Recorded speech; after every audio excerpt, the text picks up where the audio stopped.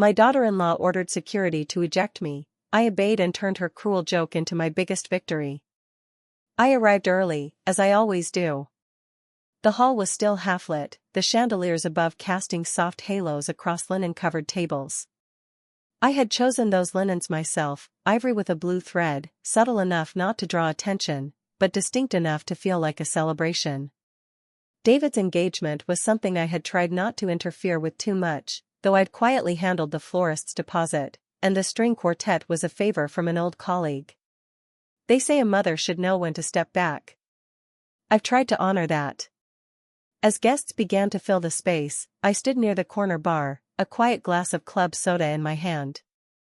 Laughter swirled around the room, light and buoyant. I smiled and nodded, greeted friends I hadn't seen in years, answered politely when asked how I'd been. Then Susan walked past me. She wore a dress the color of bone, expensive fabric, minimal jewelry, her hair pulled tight like a headline. She smiled, as one does in these social rituals, but her eyes didn't meet mine. They slid over me like I was another vase on the buffet table.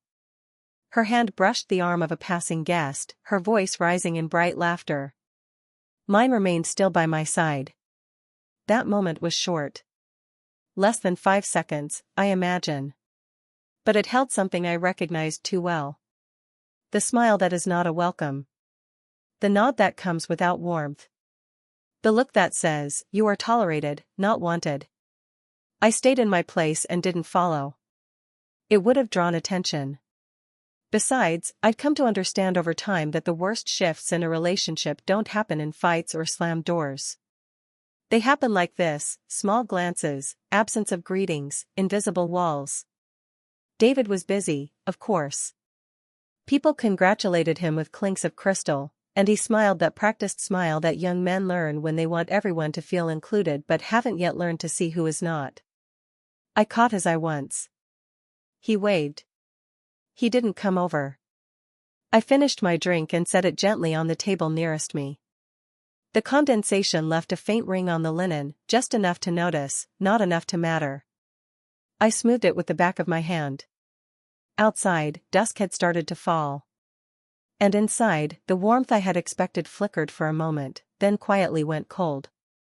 After the engagement gala, I told myself I'd misread it. That Susan's distant smile was simply the result of nerves or the demands of hosting. I replayed the evening in my mind while folding laundry 2 days later, the guest towels I keep in the hall cupboard, each one ironed and stacked, their corners aligned like old military dress. It was the kind of thing no one notices except me, but I did it anyway. Order comforts me when people do not. That week, Susan invited the family over for board game night. It was David's idea, he said. He wanted more blended moments. I made a lemon tart and wrapped it carefully in a clean dish towel, the way I always did for his birthdays when he was a boy.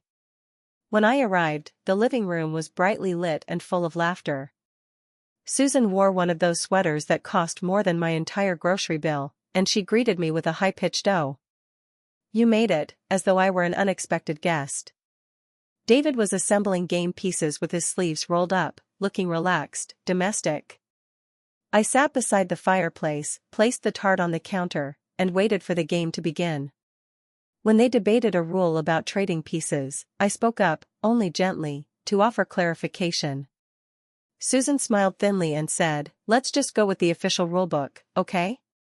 Then she turned to Emily, her cousin, and added, "I'm sure your dad knows, we used to play this all the time growing up." The group nodded, moved on. My comment hung in the air, unanswered, then fell to the floor like a dropped napkin. I tucked my hands in my lap and smiled. Quietly. Later, I offered to help clean up. Susan handed me a plastic container and said, "Perfect, can you handle the snack leftovers?" Then she turned and joined David by the couch, her voice bright with laughter. I rinsed dishes at the sink, the lemon tart untouched. No one had tried it. I wrapped it back up before I left. The next day, David called. Said Susan had planned a brunch for close friends and just a few family folks. I was welcome to join. I asked what I could bring. He said nothing, just myself. Still, I baked a small tray of savory scones, cheddar and chive. They used to be his favorite.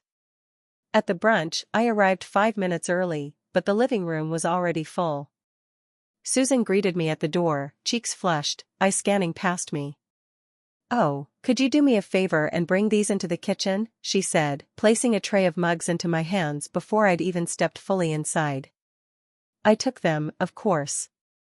The kitchen was bright, already crowded with bowls and plates.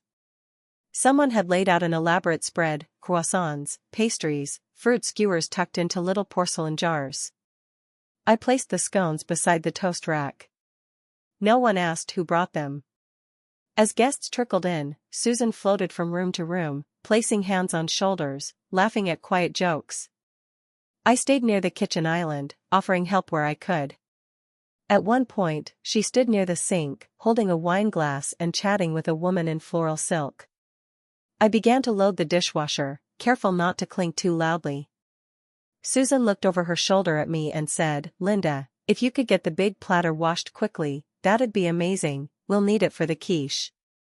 I nodded. My hands were already wet. I scrubbed gently at the ceramic, turning it under the stream of water like it might give me answers. Later, when the guests had thinned and the house quieted, David thanked me for coming. He kissed my cheek absently, distracted by a ping from his phone. Susan waved from across the room. I walked home alone. The tray of scones remained untouched, the foil still neatly folded at the edges. In the days that followed, the pattern continued. Susan sent out a group message about her wedding planning committee, inviting her friends, her sister, even David's college roommate's wife. I was not included. When I asked David about it, he smiled kindly and said Susan just wanted to keep things light and modern. At dinner one evening, she asked me to take a photo of the group at the table. "You have such steady hands," she said with a smile. I did. The photo came out nicely. My place setting was behind the lens. Then, at a family outing to a local vineyard, I offered to cover the tasting fee. It was something small. A gesture. Susan replied, "Oh, that's sweet, but we've got it. You've already done your part." I didn't know what that meant. I said nothing. I nodded and folded the receipt into my purse. Later, I found out she had told the others I was just tagging along, not part of the official headcount. It's a strange thing, to become invisible. Not abruptly, but slowly, softly, like being faded out in a photograph. At first, you notice your edges blurring. Then your name is skipped in emails. Your offers politely declined. Your presence, tolerated but uninvited. I began to stay home more. I baked less. The cookbook I used to keep on the kitchen counter found its way back into the drawer. The house, once echoing with calls and check-ins, grew still. One night, I opened the linen closet and found a napkin embroidered with David's initials. I had made it for his 25th birthday. Back when Susan had first joined our table, unsure, still trying. I'd wrapped their wine bottles in those napkins. I held it in my hands a long time before refolding it and placing it back on the shelf. That was the quietness I lived in. Not a storm. A slow, steady winter. The evening was supposed to be another celebration.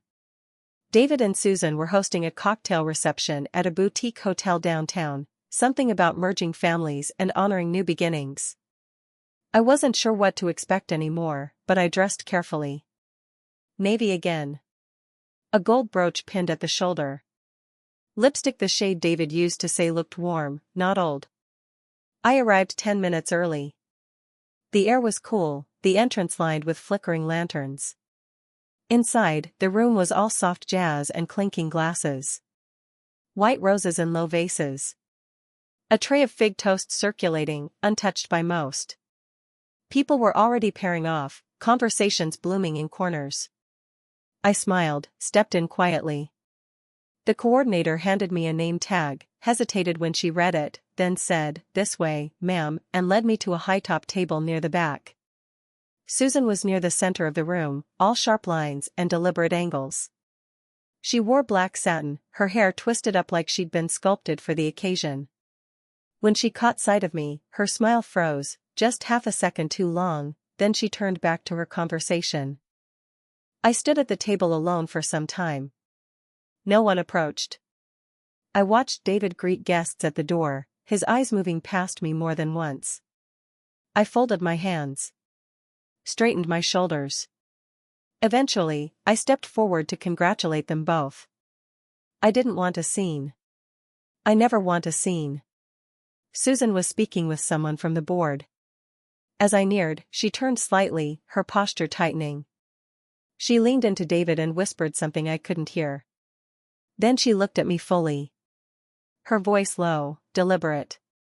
Please don't cause a scene tonight. I'm not here to cause anything, I said. My voice calm. My hand steady. That's when she lifted her hand, almost imperceptibly, and a uniformed man appeared beside her. Young. Nervous. Could you escort this woman out? She said, her tone sharp and almost casual. She's not on the guest list. She's making people uncomfortable. The young man looked between us. He hesitated. I could see the doubt in his eyes. David said nothing. Just stood behind Susan, his mouth parted like he meant to speak but forgot how. I didn't wait. I turned to the security guard and said, no need. I know the way out. I picked up my coat from the back of the chair, smoothed the sleeves, and walked toward the exit without looking back. The room behind me remained noisy, untouched by what had just happened. No gasp. No hush. Just the low hum of wealth and detachment. Outside, the air felt sharper than before. I stood for a moment under the hotel awning, watching a taxi pull away from the curb. My hands were gloved. My breath visible in the cold. I wasn't embarrassed. I wasn't even surprised. I was finished. That was the truth of it. Not broken. Not hurt beyond repair. Just done. A kind of quiet that doesn't invite pity, only clarity. I walked 3 blocks to the bus stop, my heels clicking gently against the sidewalk. When I reached home, I hung up my coat, removed the brooch, and placed it back in its velvet box. Then I made tea. No tears. No calls. Just silence. And a plan forming slowly behind it. The apartment felt colder that night, though the thermostat read its usual setting. I wrapped a blanket around my shoulders and sat at the edge of the bed, still in my dress, stockings creased, shoes lined at the door. I hadn't unpacked the small clutch I brought. Inside were only my reading glasses, 2 peppermints, and a folded note card with Susan's gift registry scribbled on the back. I had written it down weeks ago, thinking I'd order something nice for them. I threw it in the bin. The next morning, I didn't rise at my usual hour. I lay in bed and watched the sun trace a line across the ceiling, slow and golden. I made no list. I brewed no coffee. I stared at the closed window and listened to the faint sound of the mail slot opening and closing. There would be no letter. Not from David. Not now. My phone buzzed later that afternoon. 1 missed call from David. No voicemail. The following day, 3 short texts from colleagues at Skyline Innovations. Everything okay? Missing you on the Monday sync.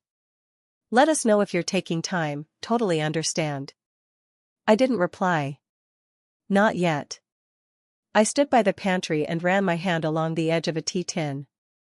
I hadn't opened it in weeks, something floral, gifted by a junior associate who said it reminded her of the way you always wear navy, so calm, so classic. That tin, that tea, it all felt far away now. The kitchen was clean, almost untouched. I ran the dishwasher anyway. By midweek, I had unplugged the landline. Not out of anger. Just to reduce the noise. The kind that fills a room when you're waiting for someone to say what they never will. The apartment filled with small routines. Folding hand towels. Rearranging the spice rack. Dusting shelves that didn't need dusting. My body moved like clockwork, but my thoughts did not. They circled the same silent orbit. Susan's voice, measured, firm. David's silence, more cruel than any order. My own calm, unshaken, but altered. I began rereading old financial memos I had written years ago, handwritten notes tucked into binders, margins annotated with neat pencil lines. It soothed me, strangely. Proof that I once built things. Quietly, without fanfare. Proof that I had a mind, not just a presence. That I mattered even when unacknowledged. I didn't tell anyone what happened that night at the hotel. Not the staff at the firm. Not Elise, my friend who runs the education initiative we co-funded years ago. Not even Marjorie, who would have demanded names and indignantly drafted an email on my behalf. I told no one. Because I knew if I said it aloud, it would become a wound. And I needed it to be something else. I needed it to be a reckoning. There's a kind of power in not explaining yourself. One afternoon, I sat at my small writing desk and stared at the photograph pinned above it. David at age 10, missing 2 teeth, holding a trophy too large for his hands. He'd written on the back in clumsy cursive, "To the best mom. I'll always need you." I flipped it over again and again. Those words. That promise. A child's vow, offered in ink and innocence. I no longer believed it. But I still needed to hold it. On Thursday, I turned my phone back on. 7 missed calls from David. One from a number I didn't recognize. A single voicemail. His voice, tentative. "Mom. I'm not sure what happened the other night. Susan, she said there was confusion. I wasn't there when it happened. Can we talk? I think we need to talk." I played it twice. Then pressed delete. I wasn't ready. Silence, for me, had become not just absence, but a choice. A space where I could hear my own thoughts again. Where I could feel what had shifted without rushing to patch it. I didn't stop caring. I just stopped reaching. And that made all the difference. It began with an email. Not emotional, not accusatory. Just a standard personnel notice that needed my review. As board liaison, I still received quarterly update drafts before they went to HR. The list included 5 pending transfers within Skyline Innovations. 3 junior staff, 1 restructuring in logistics, and a curious addition under strategic talent alignment. I read the name twice to be certain. Susan Harper, listed without title, reassigned to the distribution experience team. I had not made this happen yet. The line item had been flagged, awaiting my authorization. I clicked through her employee profile. Susan had joined the company 8 months prior, a mid-level marketing hire slotted under creative strategy. David had suggested the role to her himself, back when the engagement was new and the idea of working together sounded idealistic rather than dangerous. She wasn't under my direct chain of command. But Skyline had been mine long before it was his. I co-founded it 21 years ago, seed money, first clients, the original patent registry filed under my initials. Back then, I had typed proposals in hotel lobbies and pitched investors in thrift store suits. I had grown it quietly, while raising David and learning how to disappear into his future. That day, I didn't raise my voice. I didn't consult anyone. I simply opened the internal system, selected her file, and clicked approve. The reassignment would go into effect by midday. The uniform would be ready by Thursday. It would read Skyline Deliveries. There was no memo. No fanfare. No vindication speech. I closed my laptop, made tea, and watered the violets on the windowsill. By the end of the week, Susan had reported for orientation. A generic HR briefing, a safety course, a delivery route tutorial. She would spend 3 weeks shadowing the dispatch team. I made no inquiries. There was no need. The silence did the work for me.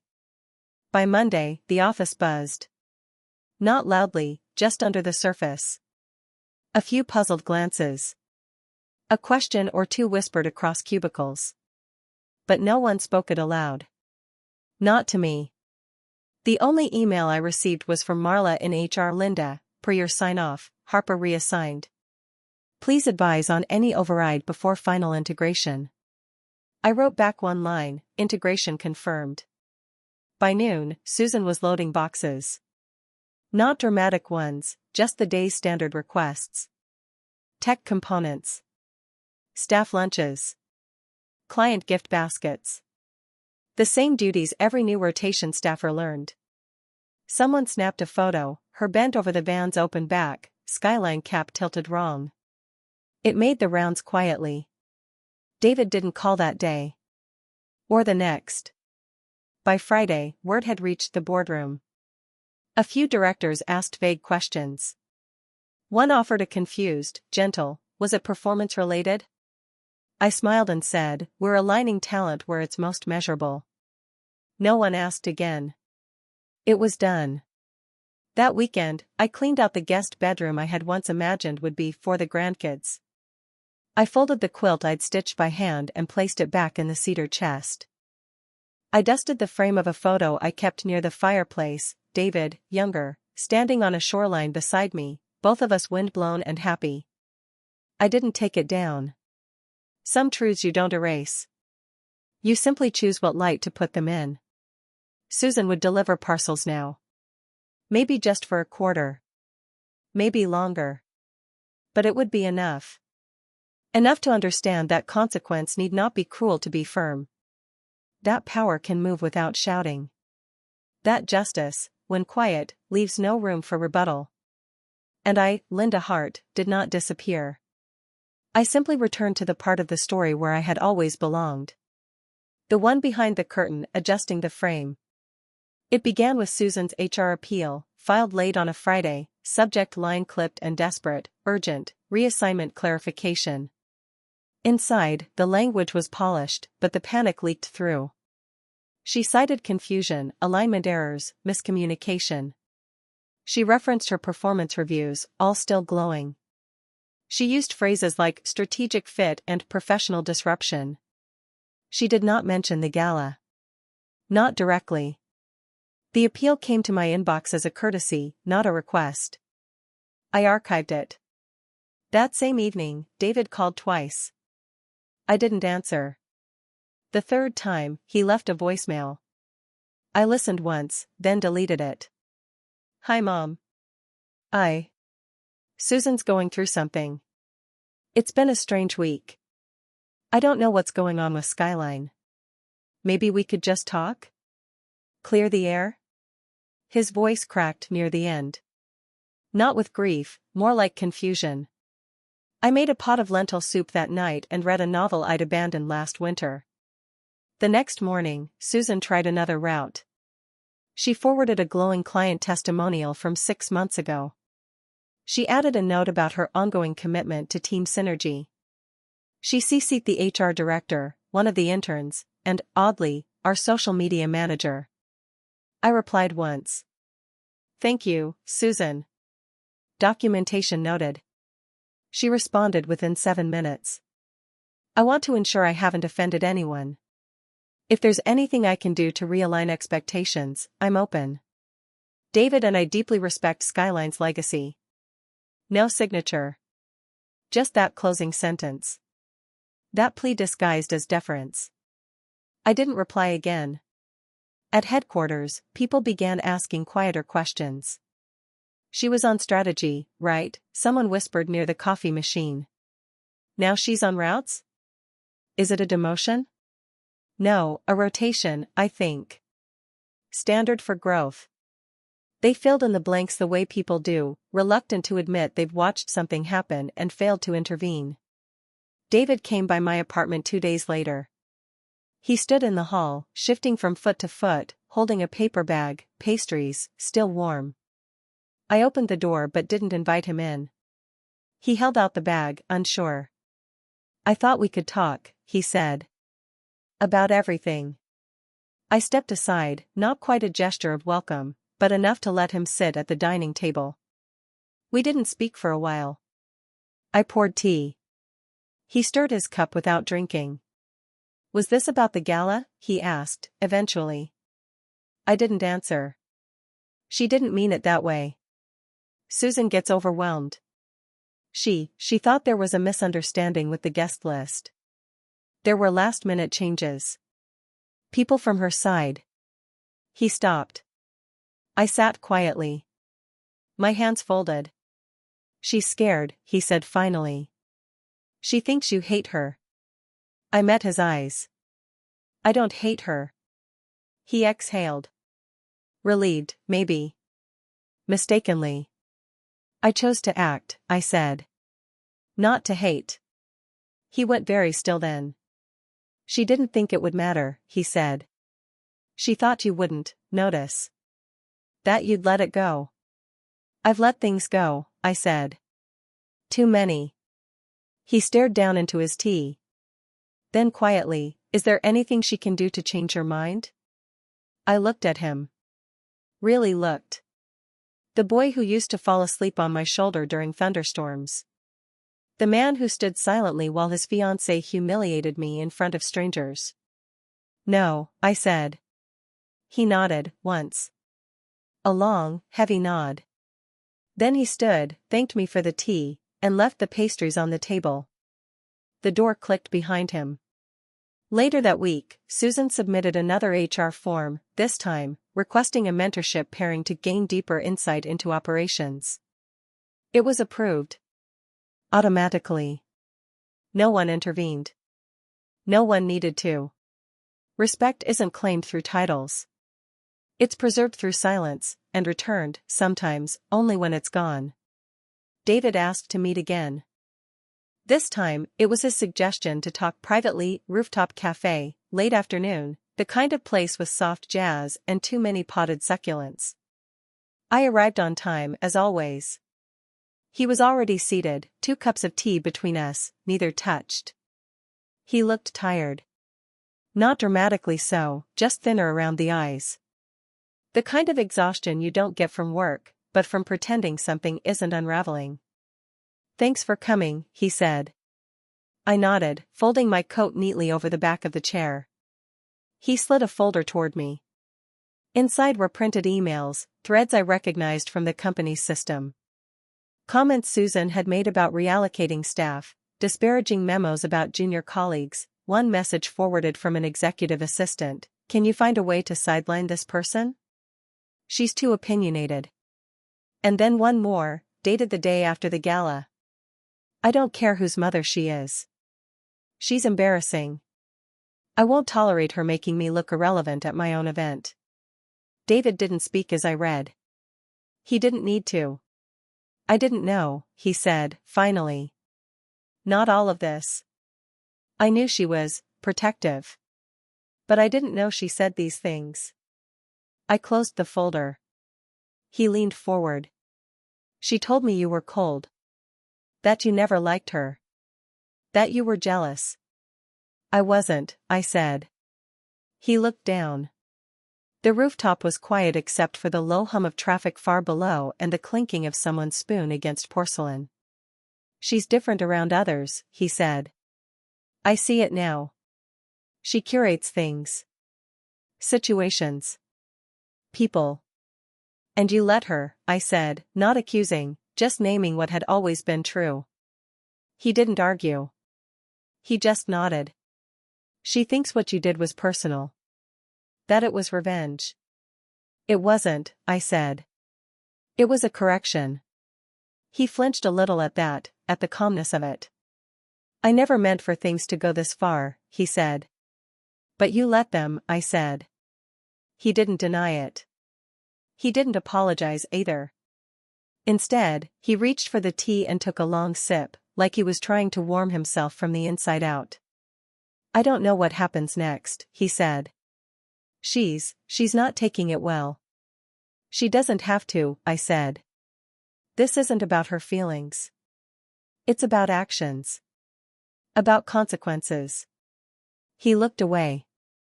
I don't know if our relationship can recover from this, he said. I didn't respond. That wasn't mine to fix. After a moment, he added, she's moving out. Temporarily, at least. Said she needs space. Still, I said nothing. Finally, he asked, is there anything you want me to say to her? I looked at him then, steady and quiet. Tell her, I said, that I didn't disappear. I simply stepped out of her script. He blinked. A slow, startled kind of blink. Then nodded. We sat a few moments longer, the sun casting long shadows across the table. He looked smaller somehow. Not broken, just newly aware of how much space silence can take up when it turns its back on you. When we stood to leave, he reached to hug me. I let him. It wasn't warm. It wasn't easy. But it was real. And then we parted. No promises. No new beginnings. Just truth, finally spoken. And a clean, final break. My days are quieter now. Not lonely, just still in a way that lets me hear the clock ticking in the hallway, the soft rustle of the paper when I unfold the crossword at breakfast. I've returned to my morning walks, the ones I used to take before Skyline became too large, too demanding. I wear the same windbreaker I've had for years, navy blue, just like my blouses. Familiar. Clean. Every other Thursday, I visit the scholarship committee. We meet in a modest room above a small library, surrounded by high school transcripts and folded letters from mothers who remind me of who I used to be, working late, worrying over tuition, hoping someone would look kindly on their children. We fund what we can. Quietly. Without names on buildings. David drops by sometimes. He brings Ethan, his son from a previous relationship, on the weekends. The boy is 7 now, all elbows and questions, eyes too big for his face. He doesn't ask about Susan. He never knew her well. David doesn't bring her up either. We don't talk about that part anymore. Instead, we bake. Ethan likes to knead dough, though he overworks it. I let him. The loaves come out tough some days, soft others. We eat them anyway. At Skyline, I've stepped back from the day-to-day, offering guidance only when asked. My office still stands, books in neat rows, a chair no one dares remove. They know I built that place. Not loudly. Just completely. A few staffers stop by with questions, with updates, sometimes just to sit. They never bring gossip. Only respect. On the first warm weekend of spring, I hosted a small picnic. Just a few people from the firm. Some former interns now married with their own startups. No speeches. No catered trays. Just sandwiches, ginger cookies, and the quilt I'd once stitched for a room that no longer needed it. They brought folding chairs and stories, and we sat in the park beneath the same tree where I'd once taught David to ride a bike. He came by late that afternoon. He didn't bring pastries or wine, just himself. He helped fold the blanket when the wind picked up. Watched Ethan chase a butterfly and asked me, unprompted, if I needed anything. I said no. I meant it. There's a quiet kind of love between us now. Not effusive. Not repaired. But still standing. Susan sent one letter a month after she left. It arrived by post, addressed in careful handwriting. I didn't open it. I placed it in the drawer with old receipts and spare buttons. If she meant the words, they'd come in time. And if not, I already had what I needed. There is no parade in this ending. No glittering finale. Only peace. A tidy apartment. A well-worn tea set. A checked-off shopping list that includes things only I like. And the small, steady rhythm of a life no longer spent waiting to be invited. I don't smile more now. I just smile more honestly. That's enough. The first message came through an old mutual friend, a woman named Claudia who used to host holiday mixers back when everything still looked whole. She left a voicemail, her voice stretched thin with discomfort. Linda. Susan reached out to me. She asked if I'd pass along her message. She said she didn't want to intrude, just hope she'll hear her out. I didn't respond. The next day, an email arrived. Subject, a note from the heart. It sat unopened in my inbox for 3 days. I saw the preview line, I never intended to hurt you, but the rest remained hidden. I archived it without clicking. Forgiveness, I've learned, is not a door others may demand we unlock. It is a window we open if the air grows too heavy. Mine remains closed. Then came the message on the firm's alumni platform. Susan, writing to reconnect. No mention of Skyline, no mention of David. Just vague pleasantries, how life has changed, how reflection has brought clarity. A request to meet for coffee. Just to talk. Nothing more. I said nothing. Again. The silence had shape now. A purpose. I wasn't punishing her, I was protecting myself. There is a difference.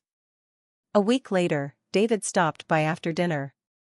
Ethan had a drawing in his hand, stick figures of us on a park bench, a bright yellow sun in the corner. David lingered longer than usual.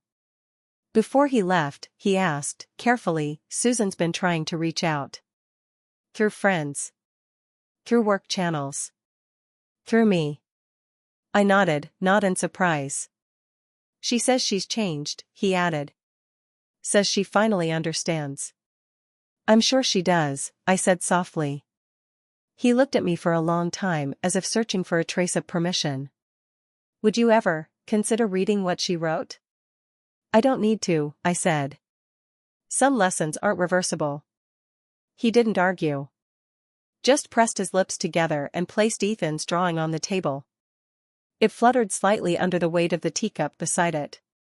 Susan continued, of course. A package arrived, no return address, but I recognized her handwriting on the card inside. I didn't open it. I placed it, unopened, on the shelf beneath the window, beside the envelope from Claudia and the alumni message printout. They sit there still. Not as trophies. Not as warnings. Just as reminders. That silence can be generous. That absence can be a boundary. And that peace, once chosen, does not require defense. I go on now without rerouting my days to accommodate someone else's regret. There are gardens I still want to walk. Books I still want to reread. Conversations with Ethan I still want to have while he's young enough to ask what kind of cookie tastes like the color blue. Susan's voice may echo for years, through others, through messages, through memory. But I will not echo back. She taught me who she was. I believed her the first time. Sometimes, I still hear the sound of clinking glasses. Not in my apartment, there's no one left here to toast, but in memory. In that hotel ballroom, when the lights glowed soft and gold, and I stood in the corner, nameless. Unclaimed. I returned to that moment not because it hurt, though it did, but because it taught me something I hadn't known before. That the final wound is often the most clarifying. I wasn't discarded in rage, or shouted at, or blamed. I was simply removed, politely, by design. And somehow, that was worse. Not because it was cruel, but because it was quiet. It let everyone else keep drinking, keep smiling, keep dancing, while I gathered my coat without a word. But now? Now I wake without dread. The apartment is modest, but it's mine. The light comes in through the east window and warms the table where I read the paper each morning. My slippers wait near the radiator. The violets have begun to bloom again, small, stubborn things that don't ask for praise. I live in small routines now. I rise early. I walk when the sun is soft. I prepare meals that only I enjoy, lentils with lemon, rice pudding dusted with nutmeg, toast with sharp cheddar that no one else ever liked. And I smile when I eat them. Once a week, I write letters for the scholarship board, thank you notes, mostly. One to a retired mechanic whose donation put a girl through nursing school. One to a teacher who sends $20 every month without fail. I sign each letter with my full name. Linda Hart. A name I've reclaimed, not through confrontation, but through stillness. Through refusal. Through choosing silence over begging. Through doing without being seen. People ask sometimes why I never responded to Susan. Why I didn't offer her a path back, a way to explain. But they misunderstand the nature of silence. Silence isn't the absence of feeling. It's the final form of dignity. Susan wrote again last week. A new address. A new job. Starting over, she said. I've changed. But the letter sits, unopened, with the others. I do not need to see her apology. I do not need to decipher her sincerity. Some chapters do not need epilogues. Some characters must remain on the other side of the glass. And David, he comes by now and then. Brings Ethan. Talks less. Listens more. He never says the word sorry, and I never ask him to. Some love is not healed by language, only by presence. Last Sunday, he brought over a jar of preserves I used to make, peach and cardamom. Said he'd tried the recipe. That Ethan helped. I spread it on toast. It was too sweet, the balance wrong. But I said nothing. I ate every bite. And when they left, Ethan hugged me without being asked. Just pressed his small arms around my waist and said, "Grandma, I like your house. It's quiet here." Yes. It is. And that quiet? It isn't emptiness. It's peace. The kind that follows a life reclaimed. I didn't disappear. I simply stepped out of your script. And began, finally, to write my own.